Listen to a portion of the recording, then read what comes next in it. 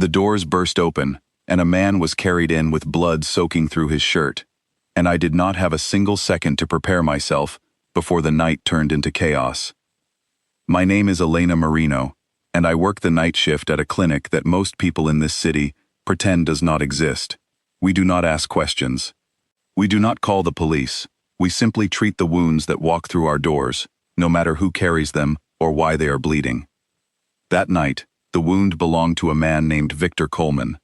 Two men dragged him in, one holding his arm and the other pressing a cloth against his side. Victor was pale, sweating, his expensive shirt ruined, but even in that state, his eyes still carried the kind of arrogance that money buys and keeps. The clinic itself sat behind an unmarked door on a quiet street, tucked between a shuttered bakery and a laundry that never seemed to open before noon. From the outside, nobody would guess what happened inside these walls after midnight. We kept the lights low, the staff small, and the questions fewer than any hospital in the city would allow. It was the kind of place built on trust, and trust was the only currency that mattered here. I had worked this shift for almost 6 years, long enough to recognize the sound of trouble before it walked through the door. The way those two men moved, fast and tense, told me this was not a simple accident. Someone had hurt Victor Coleman on purpose, and whoever had done it had wanted him to feel it. "Get me a real doctor," he said, his voice sharp despite the pain. "Not whoever this is." I did not answer him. I moved forward, snapped on my gloves, and began checking the wound along his ribs. It was not as bad as it looked, a graze from something sharp, not deep enough to hit anything vital, but painful enough to make a man scream if he was not used to pain. "I need you to stay still," I told him, keeping my voice calm and steady the way I always did. Victor looked at me properly for the first time, and I watched his expression shift from pain to something colder, something meant to wound in a different way. "You're joking," he said, laughing despite the blood on his side. "This is who they send me? Look at the size of her. I doubt she can even reach around this table."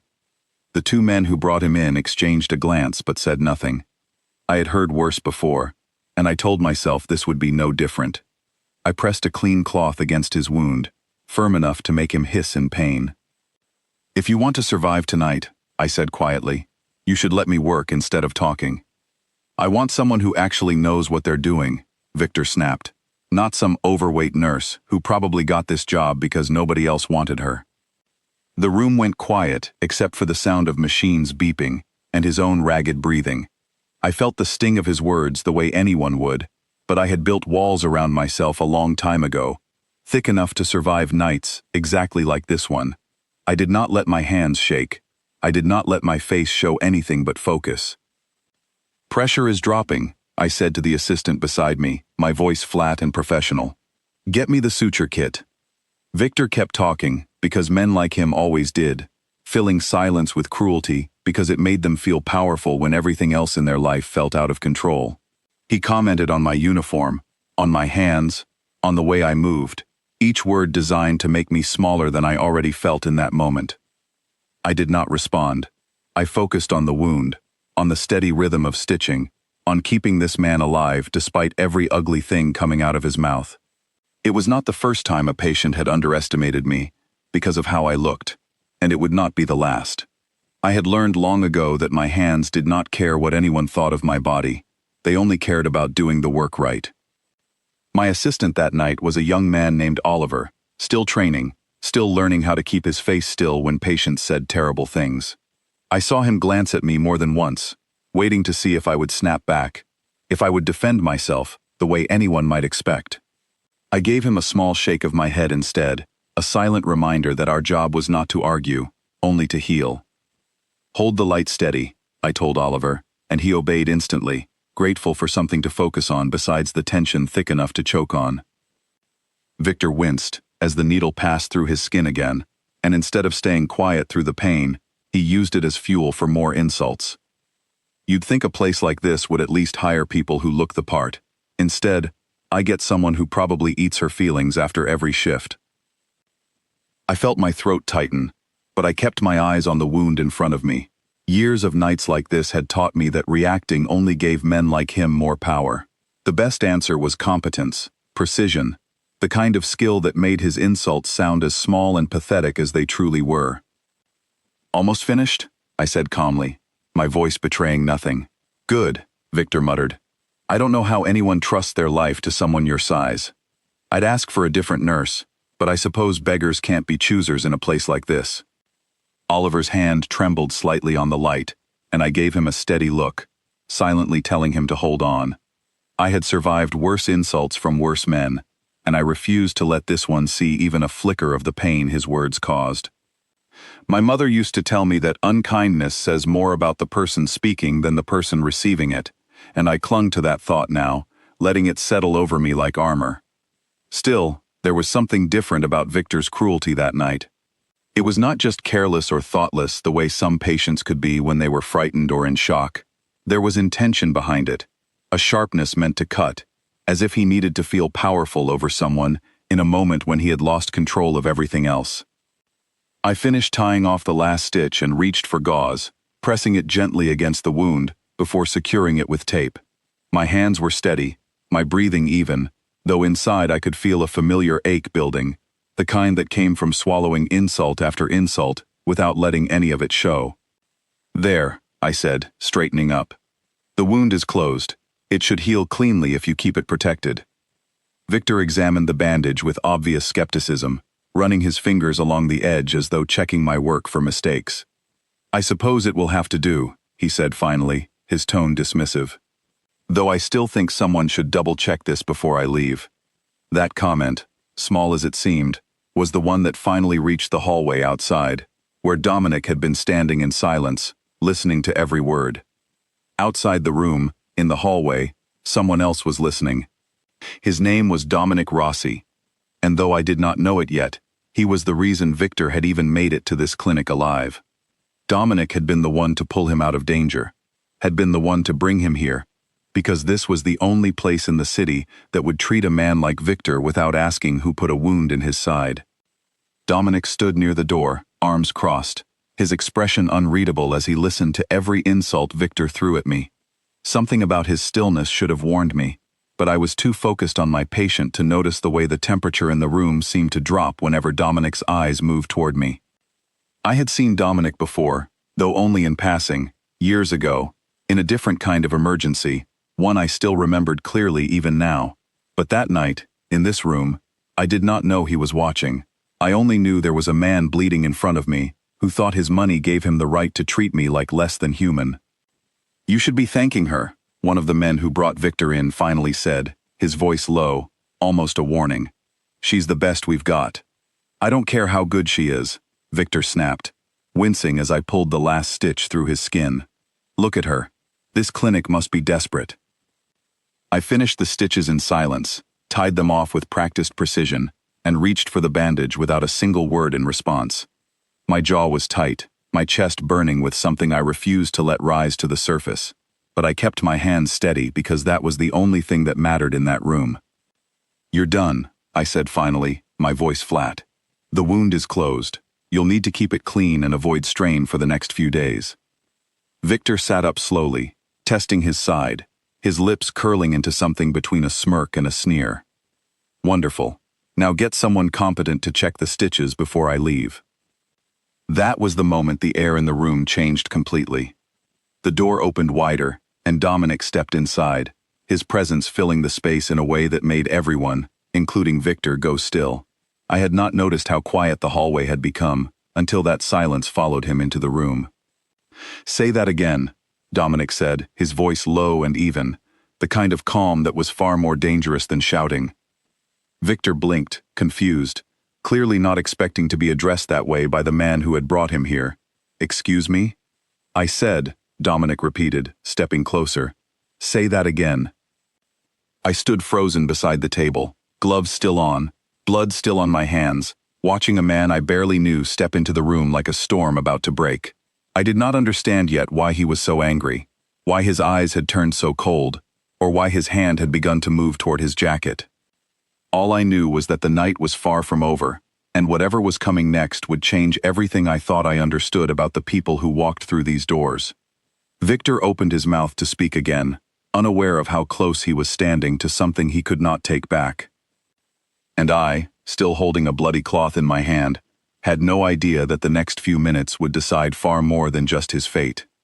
Dominic's eyes locked onto mine for one brief second, and in that second, I felt something I had not expected, a flicker of recognition that made my stomach twist with confusion.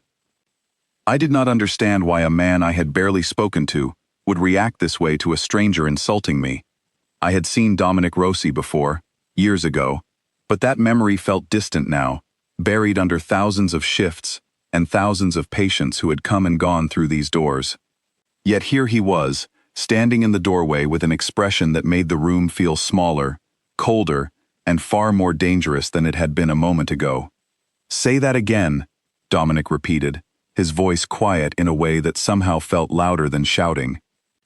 Victor blinked at him, confusion replacing the arrogance on his face for just a moment. "I was simply making an observation. This clinic clearly doesn't have the best staff." "You don't know who you're talking to," Dominic said, taking another step closer. I stood frozen between them, my gloves still stained, my mind racing to understand what was happening. The two men who had carried Victor in shifted uncomfortably near the wall, clearly recognizing something in Dominic's tone that told them to stay silent and stay out of the way. I had worked in this clinic long enough to recognize danger when it entered a room, and everything about the way Dominic carried himself told me that this was not a man who made empty threats. His voice never rose, his movements never became erratic, yet the entire room seemed to bend around his presence, as if the air itself understood something the rest of us were only beginning to grasp. Oliver, still holding the light near the table, had gone completely still, his eyes darting between Dominic and the door, as though calculating whether it would be safer to run or stay exactly where he stood. Victor, still unaware of the severity of the situation he now found himself in, tried to laugh off the tension building around him. "Is this some kind of joke? I get insulted for making one comment and now I have security threatening me?"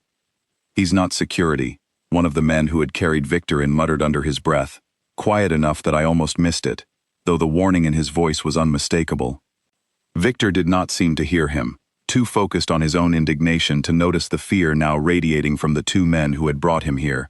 I understood, in that moment, that whatever reputation Dominic carried through this city, it was significant enough to silence men who otherwise seemed unshaken by violence themselves. "Dominic," I said carefully, using his name for the first time in years. "He's my patient. Let me finish." Dominic's gaze flicked toward me, and for a moment, the coldness in his eyes softened, just slightly, just enough for me to see the man underneath the danger. "Elena," he said, my name sounding different in his mouth than it had in years. "You don't have to defend him." "I'm not defending him," I said. "I'm asking you to let me do my job." He studied me for a long moment, and I could see him fighting some internal battle, weighing his anger against the request I had just made.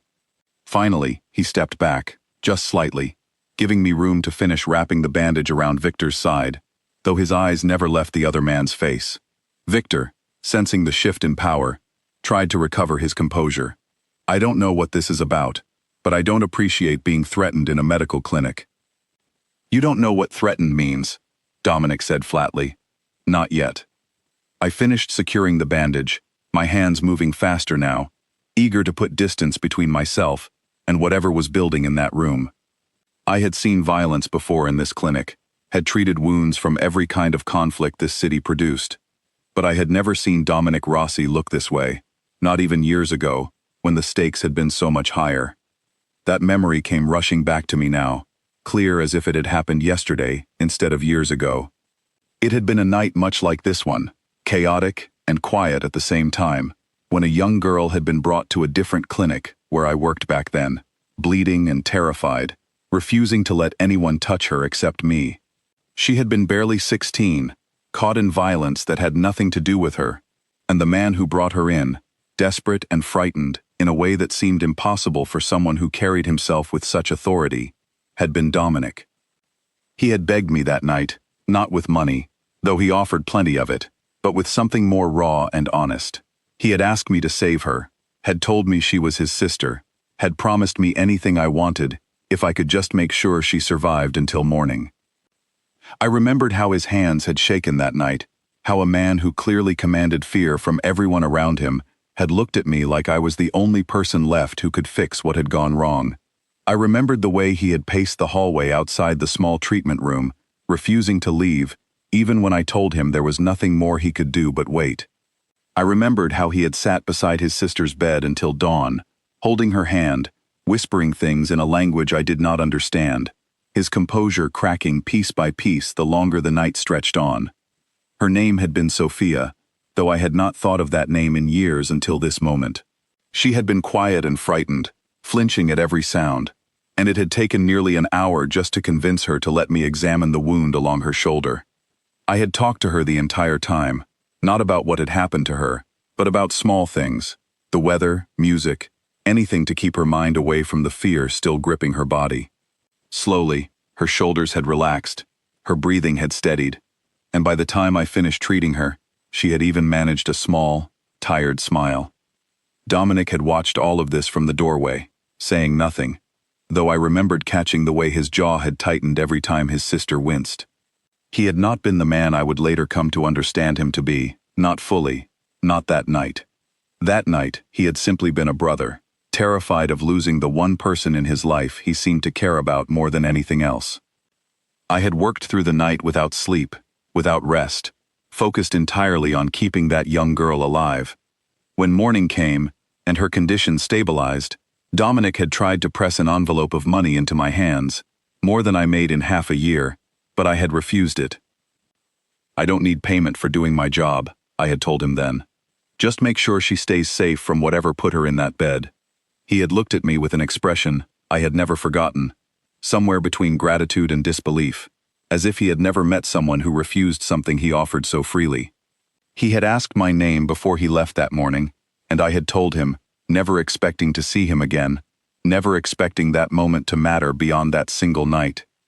Now, years later, standing in this room while he stared down a man who had insulted me, I finally understood why his reaction had been so immediate, so intense.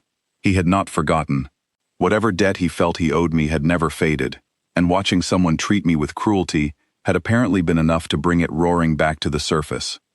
I thought of all the years between that night and this one, all the shifts I had worked, all the patients who had come and gone, never once expecting to cross paths with Dominic Rossi again. I had heard his name occasionally, whispered in hallways, or mentioned in passing by patients who spoke of him with a mixture of fear and respect, but I had never connected those stories to the desperate young man who had once sat by his sister's bedside until dawn. The city had many faces, and people showed only the ones that suited the moment. "You don't understand what you just did," Dominic said to Victor, his voice still calm but carrying an edge that made even the walls seem to hold their breath. "I insulted a nurse," Victor said, though his confidence was cracking now, his eyes darting toward the door as if measuring the distance to an exit that suddenly felt very far away. "That's hardly a crime. She saved someone I love," Dominic said. "She did it without asking for anything in return. She did it when everyone else in this city would have turned that girl away because of who her family was, and you walked into her clinic and called her worthless because of how she looks." The room had gone completely silent except for the steady hum of machines and the sound of Victor's breathing growing shallow with fear. I stood there, bandage finished, gloves still on, watching a man I had once helped without question, now standing between me and someone who had hurt me with words instead of weapons. "Dominic," I said again, softer this time, "you don't need to do this." "He needs to understand," Dominic said, not looking away from Victor. "People like him think money and status give them the right to treat anyone beneath them however they please. He needs to understand that some people are worth more than he could ever imagine." Victor's face had gone pale, paler than it had been from blood loss, and for the first time since he arrived, he looked genuinely frightened. "Look, I didn't mean anything by it. It was just words." "Words matter," Dominic said, "especially when they come from someone who thinks they can say whatever they want without consequence." I watched the tension build between them, watched Victor's composure crumble piece by piece, as he realized the danger he had walked into without any warning. I had seen fear in this clinic many times, fear from patients facing surgery, fear from families waiting for news, but I had never seen fear quite like this. the kind that came from realizing you had underestimated someone dangerous. Dominic, I said one more time, stepping closer to him now, close enough to place my hand gently on his arm. Look at me. He turned his head slowly, and for just a moment, the coldness in his eyes shifted into something softer, something that looked almost vulnerable. Elena, he said quietly. He had no right. I know, I said, but I don't need you to fight my battles for me. I've survived worse than his words. You shouldn't have to survive it at all, Dominic said, his jaw tight. Not from someone like him. Not from anyone. I felt something shift in my chest at those words, something warm and unfamiliar after years of building walls to protect myself from exactly the kind of cruelty Victor had shown me tonight. Nobody had ever defended me quite this fiercely, quite this instantly, and even though I knew Dominic's methods were dangerous, part of me could not deny how much his anger on my behalf meant to me. Victor, sensing the shift in attention, tried to seize the opportunity to speak. Can someone please explain what's happening here? I came in for treatment, not threats. You got your treatment, Dominic said, turning back toward him, the coldness returning instantly. That should have been the end of it. Instead, you decided this was the room to prove how important you think you are. I don't answer to you, Victor said, some of his old arrogance flaring back up despite the fear still visible in his eyes. I don't even know who you are. The mistake left his mouth before he could stop it, and I saw something in Dominic's expression harden completely, the softness from a moment ago vanishing, as if it had never existed. The two men who had carried Victor in shifted further back against the wall, and I understood, watching their faces, that they knew exactly who Dominic was, even if Victor did not. You should have asked that question before you opened your mouth, Dominic said quietly. Is that a threat? Victor demanded, though his voice cracked slightly on the last word. Dominic, I said, my hand tightening on his arm, feeling the muscle beneath his sleeve go rigid. Whatever you're thinking, don't. He did not answer me. His eyes stayed fixed on Victor, and slowly, deliberately, his free hand moved toward the inside of his jacket. I felt my breath catch in my throat, the machines around us suddenly sounding impossibly loud against the silence stretching through the room. Dominic, I said again, sharper this time, but it was too late. His hand came away from his jacket holding something small and dark, and the room seemed to shrink around the three of us as Victor's eyes went wide with a fear that had nothing to do with his wound and everything to do with the object now catching the harsh clinic light. The pistol pressed against Victor's temple before anyone in the room had time to fully process what was happening, and the sound of his sharp, panicked breath filled the silence that followed. Dominic, no, I said, my voice cutting through the room, though he did not lower his arm. Victor had gone completely rigid, his eyes wide, his hands raised slightly, as though surrender might somehow undo the last few seconds. The cocky arrogance that had filled the room only minutes ago had disappeared entirely, replaced by something small and desperate. You don't know who you insulted, Dominic said, his voice still eerily calm despite the weapon steady in his hand. You don't know what she's done for people like me. So let me explain it to you, slowly, so you understand exactly how close you are to losing everything. Please, Victor said, his voice cracking, all pretense of confidence gone. I didn't know. I swear I didn't know. You didn't need to know, Dominic said. You should have shown respect regardless of who she was or what she looked like. That's the problem with people like you. You think kindness only matters if it comes wrapped in something you find attractive. The two men who had carried Victor in stood frozen against the wall, clearly unwilling to intervene, their eyes darting toward me, as though hoping I might be the one to defuse the situation. Oliver had backed himself into the corner of the room, still gripping the light he had been holding, his face pale with shock. I stepped forward slowly, my heart pounding, every instinct telling me to be careful with my next words. Dominic, look at me. He did not move the pistol, but his eyes flicked toward me for just a moment, enough for me to see the storm still raging behind them. This isn't who you are, I said, though I realized as the words left my mouth that I had no real way of knowing that anymore. The man standing in front of me now was not the desperate brother I remembered from years ago. He was someone else entirely, someone shaped by years I knew nothing about. You don't know what I am, Dominic said quietly, though there was no anger in his voice when he spoke to me, only a strange kind of exhaustion. You only know what I was that one night, when I needed you.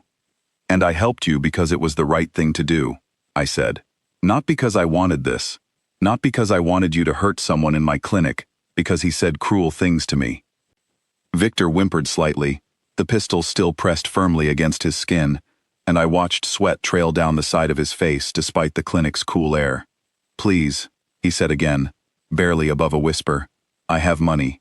Whatever you want, I can pay. I don't want your money, Dominic said, his tone sharpening again as his attention returned fully to Victor. I want you to understand what it feels like to be powerless in front of someone who could end everything with a single decision. I want you to remember this feeling every single time you consider treating another person as less than human because of how they look. I understand, Victor said quickly, desperately. I understand completely. I'll never do it again. I promise. Promises from frightened men mean nothing, Dominic said. I've heard hundreds of them. They only matter once the fear fades, and the person discovers whether their character changed or simply hid for a while. The clock on the wall behind me ticked steadily, an ordinary sound that felt suddenly enormous against the silence of the room. Somewhere down the hallway, another patient called out for assistance, oblivious to the danger unfolding just beyond a closed door. I remember thinking, in that strange suspended moment, how quickly an ordinary night could tilt into something unrecognizable. How thin the line truly was between routine and catastrophe. I took another step closer, close enough now to reach out and place my hand gently on Dominic's forearm, the same way I had done earlier, though this time the stakes felt infinitely higher. Dominic, I said softly, please, not like this. He turned his head slightly toward me, and for the first time since he had drawn the weapon, I saw something crack in his expression, something that looked almost like pain. Elena, he doesn't deserve your protection. I'm not protecting him, I said. I'm protecting you. Do you understand what happens if you pull that trigger in my clinic? Do you understand what that does to everything you're trying to teach him right now? Dominic's jaw tightened, and for a long, tense moment, nobody in the room moved. Victor's breathing had turned shallow and rapid, his eyes squeezed shut, as though bracing for an impact that might come at any second. I built something out of nothing, Dominic finally said, his voice quieter now, though the pistol remained steady. I came from a place where nobody protected people like my sister, where cruelty was currency and kindness got you killed. You were the first person in years who helped without expecting anything in return. Do you understand what that meant to someone like me? I understand, I said gently, but hurting him won't honor what I did that night. It will only prove every terrible thing people already believe about men like you. Dominic's eyes searched my face for a long moment, and I could see the war happening behind them, years of built-up instinct fighting against something softer, something he had perhaps buried a long time ago beneath layers of power and fear. I thought about all the nights I had spent in this clinic, treating wounds that told stories nobody wanted to say aloud, bruises that appeared without explanation, injuries that arrived wrapped in silence and fear. I had learned long ago never to ask too many questions, never to push past the boundaries patients set for themselves, because sometimes survival meant keeping certain truths buried. But standing here now, watching a man I had once helped stand on the edge of a decision that could change everything, I understood that some silences could not be kept any longer. You told me once, I said quietly, that you wanted your sister to grow up in a world safer than the one you knew. Do you remember that? Dominic's eyes flickered with surprise, as though he had not expected me to recall words spoken so long ago in a moment of desperation. I remember, he said, his voice rough. Then how does this make that world safer? I asked. How does pulling that trigger make anything better for her, for you, for anyone standing in this room? His hand trembled again, more visibly this time, and I could see the argument taking hold somewhere behind his eyes, the anger slowly losing ground to something more thoughtful. Please, Victor whispered again, tears now visible at the corners of his eyes. I have children. I have a family waiting for me. Something in Dominic's expression shifted at those words, though I could not immediately tell whether it was mercy or contempt. Children, he repeated slowly. Do they know what kind of man their father is? Do they know he thinks it's acceptable to humiliate people for entertainment? No, Victor said quickly. No, they don't. Please, I'll change. I swear I'll change. I watched Dominic's finger rest against the trigger, watched the tension in his hand, and felt my own heart hammering against my ribs as the seconds stretched impossibly long. I had seen many things in this clinic over the years, had treated wounds that came from violence I did not want to understand, but I had never stood this close to a moment that could end a life in an instant. Dominic, I said, my voice steady despite the fear coursing through me. Look at me. Not him, me. Slowly, he turned his head, his eyes meeting mine fully for the first time since he had drawn the weapon. I held his gaze, refusing to look away, refusing to let the fear in my chest show on my face. I am asking you, I said clearly, as the person you say you owe everything to lower that weapon. Right now. The room seemed to hold its breath along with every person inside it. Victor had stopped speaking entirely, too frightened to say another word, his fate resting entirely in the silence stretching between Dominic and me. If I let him walk away, Dominic said quietly, he learns nothing. He goes back to his life and forgets this happened by next week. Maybe, I said, or maybe fear like this stays with a person longer than you think. But that's not the point, Dominic. The point is what happens to you if you pull that trigger. The point is that I refuse to let the one good thing I did years ago become the reason someone dies in front of me. His hand trembled, just slightly, the first sign of hesitation since he had drawn the weapon. I stepped even closer, close enough now that I could see the years etched into his face, the weight of choices I knew nothing about, the exhaustion hidden beneath layers of control. Please, I said one final time, softer now, almost a whisper meant only for him. Not in my clinic, not because of me. For a long, agonizing moment, nothing happened. Then, slowly, Dominic's arm began to lower, the pistol easing away from Victor's temple, inch by inch, until it hung loosely at his side. Victor collapsed forward slightly, gasping, his legs nearly giving out beneath him, as relief flooded through his body. The two men who had carried him in rushed forward instantly, catching him before he could fall completely, their earlier fear replaced now with urgency to get him out of the room as quickly as possible. Get him out of here, Dominic said, his voice hollow now, drained of the intensity that had filled it moments before. Before I changed my mind. The men did not need to be told twice. They half-carried, half-dragged Victor toward the door, his legs barely functioning beneath him, his face pale and shaking. Within seconds, they had disappeared down the hallway, leaving only silence in their wake. Dominic stood motionless, the pistol still loose in his hand, his eyes fixed on the empty doorway, as though still processing what had almost happened. I watched him carefully, unsure whether the danger had truly passed, or whether something inside him might still snap. Dominic, I said gently. He did not respond immediately. His shoulders were tense, his breathing controlled but heavy, and I could see the effort it took him to hold himself together after everything that had just unfolded. Put it away, I said softly, nodding toward the weapon still resting in his hand.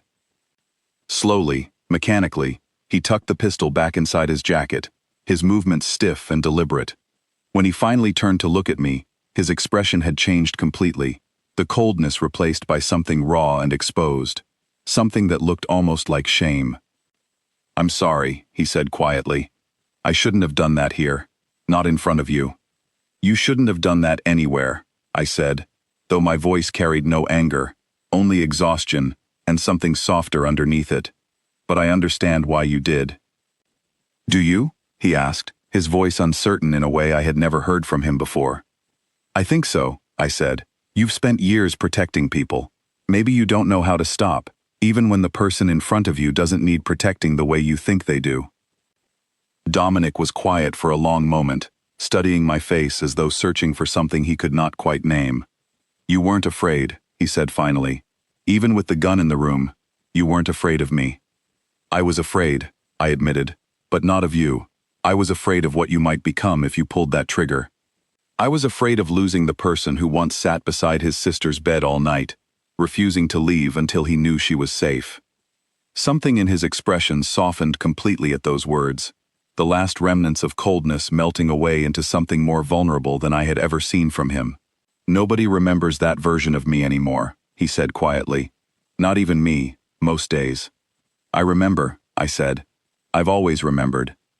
"Why?" he asked, the question genuine, almost childlike in its simplicity.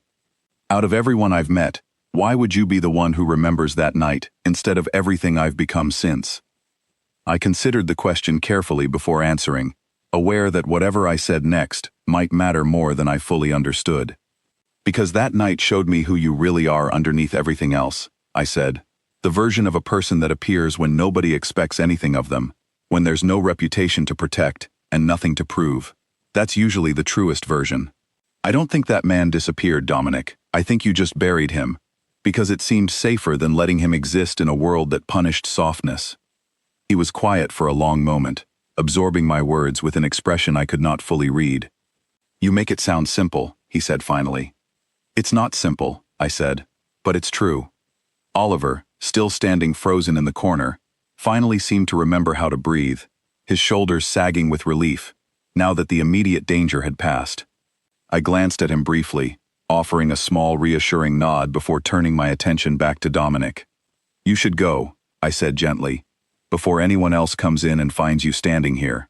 "I don't want to go," Dominic said, and something in his voice made my chest tighten unexpectedly. "Not yet." I studied him for a long moment, weighing the exhaustion in my body against the strange pull I felt toward staying in this conversation a little longer. "The clinic doesn't close for a while," I said finally. "You can wait, if you want, in the back room, away from patients." He nodded, something like gratitude flickering across his face, and for the first time since he had entered the room, the tension between us felt like something other than danger. It felt, instead, like the beginning of an understanding neither of us had expected to reach tonight. As he followed me toward the back of the clinic, I found myself wondering how many other nights like this one existed in his life, how many moments of violence he carried, without anyone ever seeing the man underneath. And I wondered, too, what it meant that I was the one person who seemed capable of pulling him back from the edge before it was too late. The back room of the clinic smelled faintly of antiseptic and old coffee, and I had barely closed the door behind us before Dominic sank into one of the worn chairs, like the weight of the entire night had finally caught up with him. I stood near the small counter, unsure of what to say, aware that the silence between us now carried a different kind of tension than the one that had filled the treatment room minutes earlier. This silence felt heavier, more personal, stripped of the danger but full of something equally difficult to navigate. "You must think I'm a monster," Dominic said finally, breaking the quiet without looking up at me. "I think you're a man who's spent too many years believing violence is the only language people respect," I said, choosing my words carefully. "That's not the same as being a monster." He let out a short, humorless laugh. "That's generous of you." "I'm not trying to be generous," I said. "I'm trying to be honest. I watched you almost destroy your own future tonight because someone insulted me. I need to understand why that mattered so much to you." Dominic finally lifted his eyes to meet mine, and I saw exhaustion there, deeper than physical tiredness, the kind that came from carrying too much for too long without ever setting it down. "Because you're the only person who ever helped me without wanting something in return," he said. "In my world, everything has a price. Every favor, every kindness, every act of loyalty comes with strings attached eventually. You were different. You saved my sister, and asked for nothing except that she be safe." "That's what anyone decent would have done," I said quietly. "No," Dominic said, shaking his head. "That's what almost nobody does. Not in the world I grew up in. Not in the world I still live in every single day." I pulled a second chair closer and sat down across from him, close enough to see the tension still lingering in his shoulders, despite the calm settling over the room. "Tell me about her," I said. "Sophia, how is she now?" Something shifted in his expression at the mention of his sister's name, the hardness softening into something warmer. "She's well," he said. "She finished school 2 years ago. She wants nothing to do with the life I live, and honestly, I've done everything I can to keep her away from it. She lives quietly, works a normal job, has friends who don't know anything about our family beyond what she chooses to tell them. That sounds like exactly what you wanted for her that night, I said. It is, Dominic said. It's the one thing I've managed to get right. He paused, his eyes drifting toward the small window near the ceiling, where the first hints of early morning light had begun to creep through. I think about that night more than you probably realize. I think about how close I came to losing her, and how you were the only person willing to help without asking who we were or what trouble had followed us to your door. I've treated a lot of patients over the years, I said, but I remember that night too. I remember how frightened she was, how she wouldn't let anyone else touch her. I remember how you refused to leave the hallway, even when I told you there was nothing more you could do. I couldn't leave, Dominic said. If something had happened to her, I needed to be there. I needed her to know I hadn't abandoned her, even if there was nothing I could actually do to help. I studied him for a long moment, seeing past the reputation that clearly preceded him through this city, seeing instead the same desperate brother who had once sat vigil outside a treatment room, refusing comfort until he knew his sister would survive. Why did you never come back? I asked. After that night, I mean. You disappeared, and I never saw you again until tonight. Dominic's jaw tightened slightly.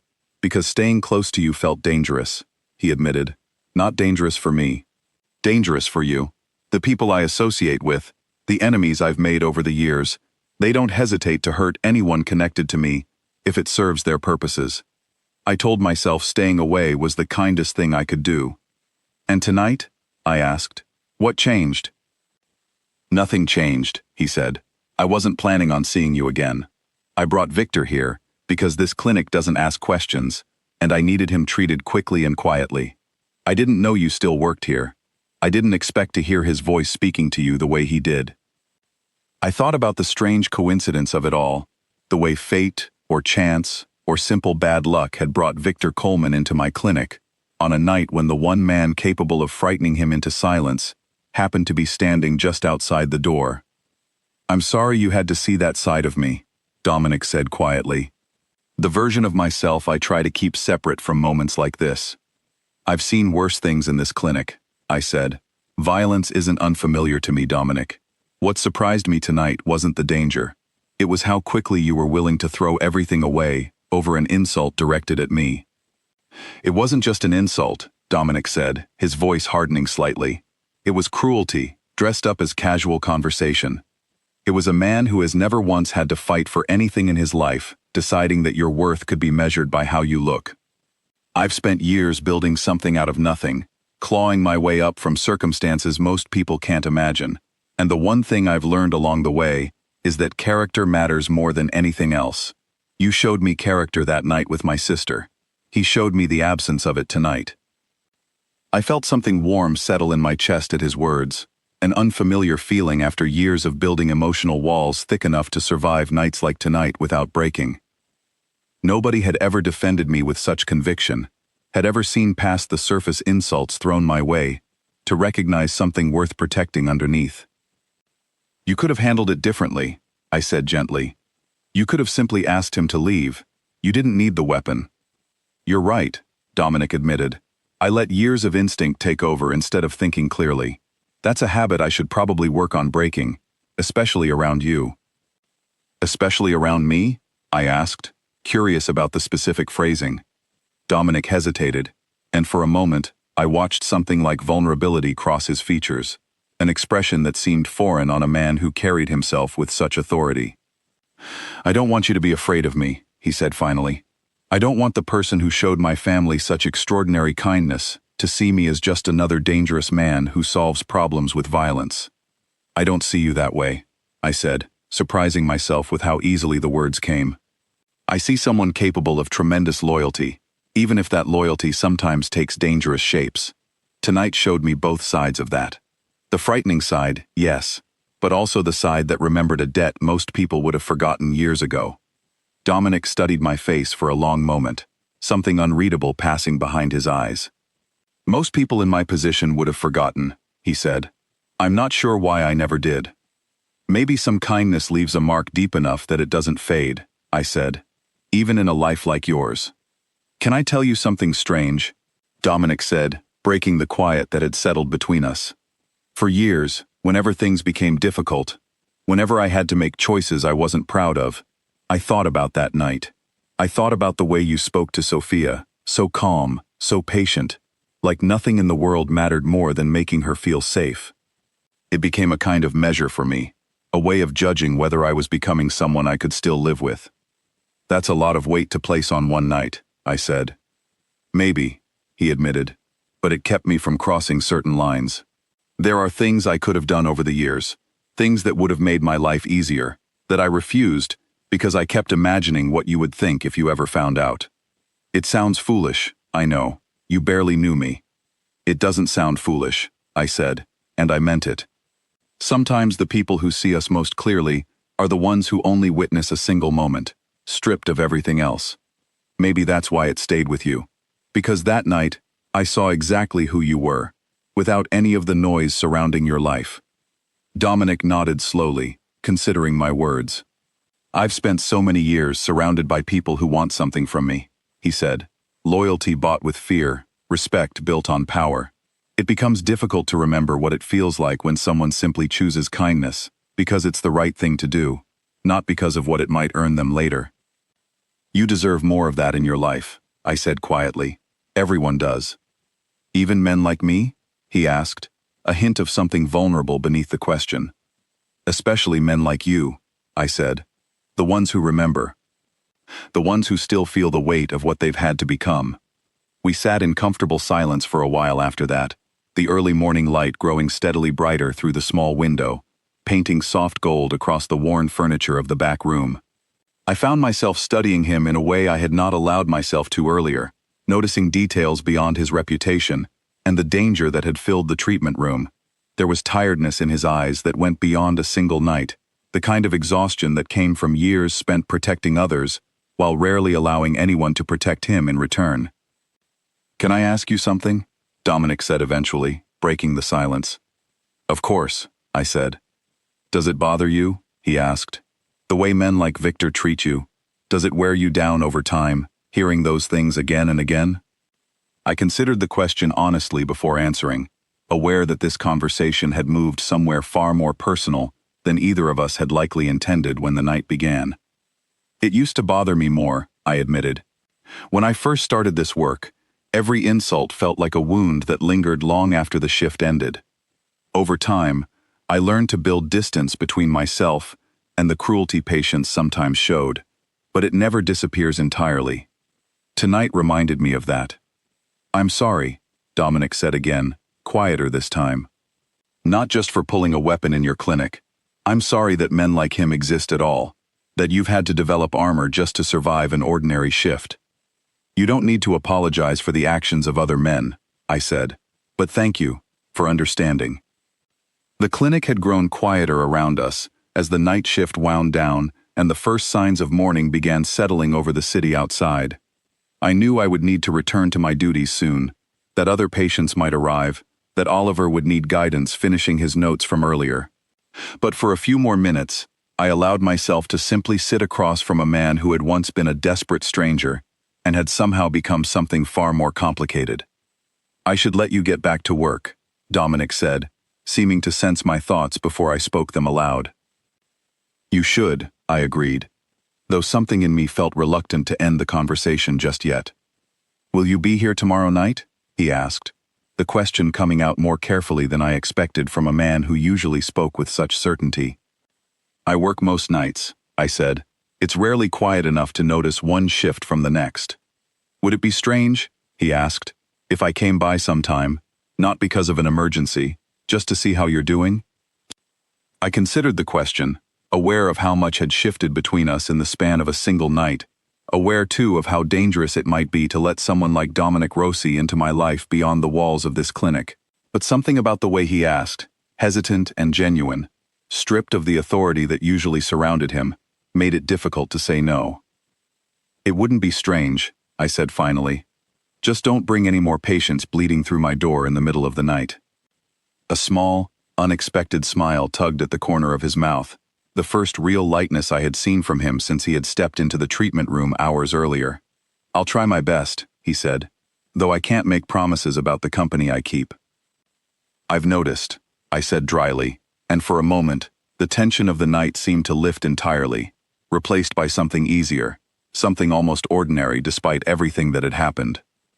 He stood slowly, straightening his jacket, the composed and controlled version of himself slowly reassembling, as he prepared to step back into the world waiting outside these walls. But before he reached the door, he paused, turning back to look at me one final time. "Elena," he said, my name carrying a weight I had not heard from him before. "Thank you. For everything, both tonight and years ago. I don't think I ever properly said that." "You just did," I said softly. He held my gaze a moment longer, something unspoken passing between us in the quiet morning light, before finally nodding and stepping out into the hallway, leaving me alone with the strange, unfamiliar warmth still settling in my chest. 3 weeks after that night, a woman I had never treated before grabbed my wrist in the hallway and whispered a warning that made my blood run cold before I even understood what she meant. "Be careful who you upset around here," she said, her eyes darting nervously toward the door. "Word travels fast about what happened with the man in the alley. Nobody wants to end up like Victor Coleman." I did not know exactly what had happened to Victor after he left my clinic that night, and honestly, I had tried not to think about it too much. But the way people spoke about it now, the way certain patients treated me with a strange mixture of caution and deference, told me that whatever story had spread through the city carried weight far beyond a simple apology forced in a treatment room. The clinic itself had changed in subtle ways since that night.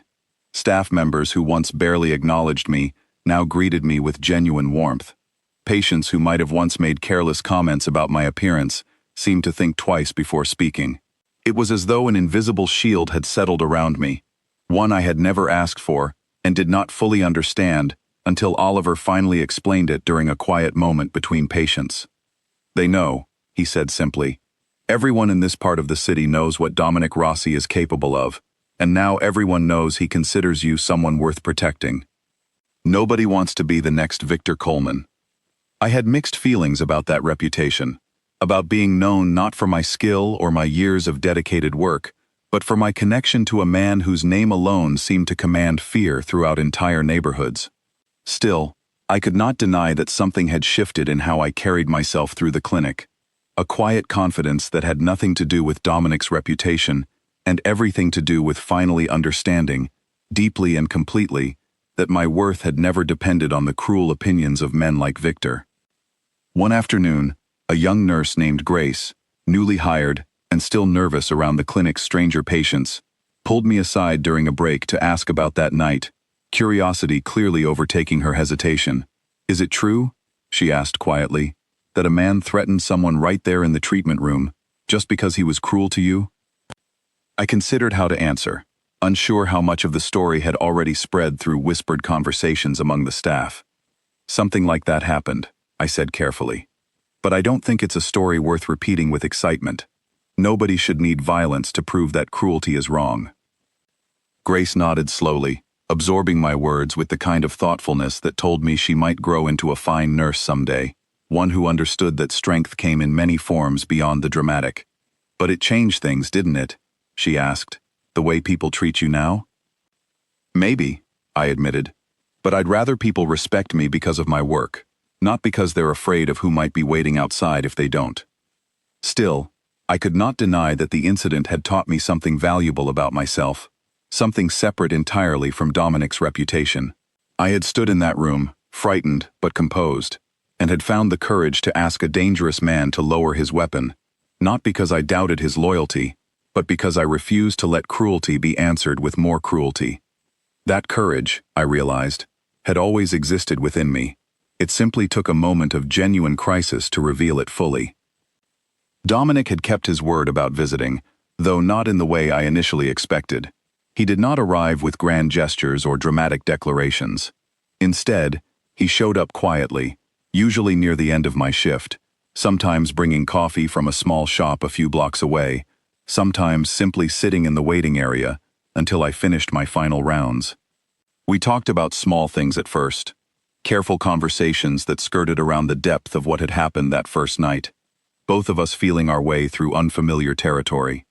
Slowly, over those 3 weeks, the conversations deepened. He told me stories about his childhood, carefully edited, but honest in their emotional core. Stories about growing up in a world that offered little kindness and even less safety. I told him about my own path into nursing, about the years of doubt and the moments of certainty that had shaped me into someone capable of remaining calm in rooms filled with chaos. One evening, about a week after that first night, he had told me about his father, a man who had ruled their household with the same cold authority he now used to command entire streets of this city. Dominic had learned early that softness was dangerous, that any weakness could be exploited by people who claimed to love you. He had built himself into someone untouchable, someone nobody could hurt the way his father once had, and somewhere along the way, that protective armor had hardened into the reputation the whole city now feared. I had listened without judgment, recognizing pieces of my own story, woven into his in different forms. We had both built walls, his made of danger and control, mine made of competence and quiet endurance, and somehow those two very different kinds of armor had found a strange harmony in each other's company. Sophia had come up in conversation more than once as well. Dominic spoke of her with a tenderness that softened every hard edge in his voice, describing small details about her life now, the job she loved, the quiet apartment she kept far from anything connected to their family name. He seemed proud in a way that had nothing to do with power or fear, proud simply because she had managed to build something ordinary and safe, exactly what he had wanted for her that terrifying night years ago. She asked about you, he told me once, a hint of amusement in his voice. She remembers you, even after all this time. She said you were the only person who ever spoke to her like she wasn't broken. She wasn't broken, I had said. She was frightened. Those are different things. I think that's why she remembers you so clearly, Dominic had replied. You were the first person who understood the difference. Tonight, as I finished my final round of the shift, I found him waiting exactly where he always did, leaning casually against the wall near the entrance, 2 cups of coffee in his hands. Long night? He asked, offering me one of the cups as I approached. They're always long, I said, accepting the coffee gratefully. But tonight was quieter than most. Quiet is good, he said. You deserve quiet occasionally. We walked together toward the small break room at the back of the clinic, our steps falling into an easy rhythm that had become familiar over these past weeks. I found myself looking forward to these moments more than I wanted to admit, the simple comfort of his presence becoming something I had not realized I was missing until it appeared in my life. I heard something interesting today, Dominic said as we settled into our usual chairs. What's that? I asked. Victor Coleman left the city, he said. Apparently he sold his business interests here and moved somewhere quieter, somewhere he thought people wouldn't recognize his name. I considered this information carefully, unsure how I felt about the man who had once humiliated me, now living somewhere far away, presumably free from whatever fear had gripped him that night in my clinic. Do you think he learned anything? I asked. Dominic shrugged, though something thoughtful crossed his expression. I don't know, he admitted. Fear changes people temporarily, but real change requires something deeper than a single frightening night. I hope, for his sake, and for anyone else he encounters, that something shifted in him beyond simple avoidance. That's a generous way to think about it, I said, considering how close you came to ending things very differently. I've had time to think about that night, Dominic said quietly, about what almost happened, about what it would have meant if I had actually pulled that trigger. I don't think I could have lived with that decision, not really, not once the anger faded and I had to face what remained. I studied his face, seeing the honesty in his admission, the growth that seemed to have taken root since that chaotic night 3 weeks ago. I'm glad you didn't have to find out, I said softly. So am I, he said, because of you. We sat together in comfortable silence for a while, the warmth between us settling into something that felt less uncertain than it had those first few nights after our reunion. I thought about how strange it was that a night filled with such danger and cruelty had ultimately led to something unexpected and genuinely good, a connection I had not anticipated, but had slowly come to treasure. Can I ask you something? I said eventually. Of course, Dominic said. Why do you keep coming back? I asked. You could have thanked me once, settled whatever debt you felt you owed, and moved on with your life. Instead, you've spent 3 weeks showing up outside my clinic with coffee, like this is something ordinary between us. Dominic considered the question carefully, his eyes thoughtful, as he searched for the right words. Because I don't want it to be a debt anymore, he said finally. I don't want to think of you as someone I owe something to. I want to think of you as someone I choose to spend time with. Someone whose company I actually enjoy, separate from anything that happened years ago or weeks ago. And is that working? I asked, my heart beating a little faster despite my attempt to keep my voice steady. I think so, Dominic said, a small smile forming at the corner of his mouth. Though I should probably ask you the same question. Am I becoming more than an obligation you feel toward a grateful stranger? I laughed softly, surprised by how easily humor had found its way into a conversation that carried such weight beneath the surface. You were never an obligation, I said. Not that first night with Sophia, and definitely not now. The clinic around us had grown quiet, the early hours of morning settling over the building the way they had that first significant night weeks ago. I found myself thinking about how much had changed since then, how a single confrontation had unraveled years of careful distance and revealed something neither of us had expected to find. I want to ask you something, Dominic said, his voice carrying a seriousness that made me sit up slightly straighter. And I want you to know, you can say no without it changing anything between us. All right, I said, curious, despite the nervousness building in my chest. Would you have dinner with me? He asked. Not coffee in a break room after your shift, but an actual dinner, somewhere away from this clinic, somewhere we can talk without worrying about patients or emergencies interrupting us.